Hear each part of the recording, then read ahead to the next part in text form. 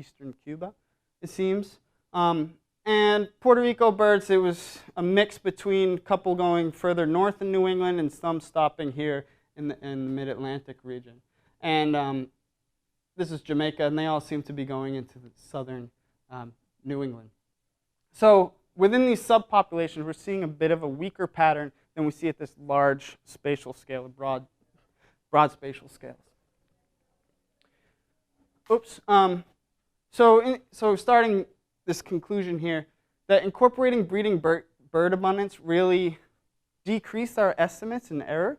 So it improved, I don't know, I can't say improved, but it decreased the potential area of origin by 90% during the breeding season and 62% during the non-breeding season. That even includes after removing open water. And we found strong spatial scale, connectivity is strong at broad spatial scales, but weaker within these spatial scales, within populations. Okay, so this is what the meat and potatoes of this talk really is, that what does this mean for conservation, right? And how do we use this? Because for these small birds, this is the best that we can do, right? We don't have these satellite trackers, so how do we know where to conserve? This is really important. So what kind of predictions can we make from these estimates that we found? So birds, say, from Puerto Rico, how might they respond to large forest alteration in the eastern part of the United States? And what might we expect if some hurricane moves through Central America? Where do we expect those populations to respond in the breeding season?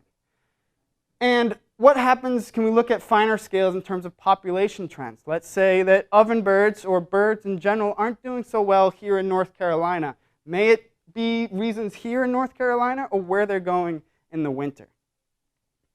And it's important to note, well, yeah, population response and population dynamics in different areas. So what are the implications of conservation in certain areas? Where do we place that really limited resource, which we call money, to save habitat and birds, right?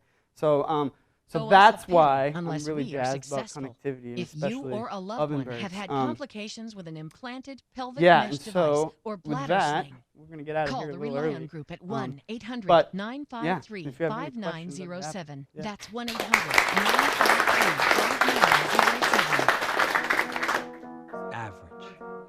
It's out there, convincing you that No, they're definitely wintering there, but that was the wettest site that I worked in, and we were there.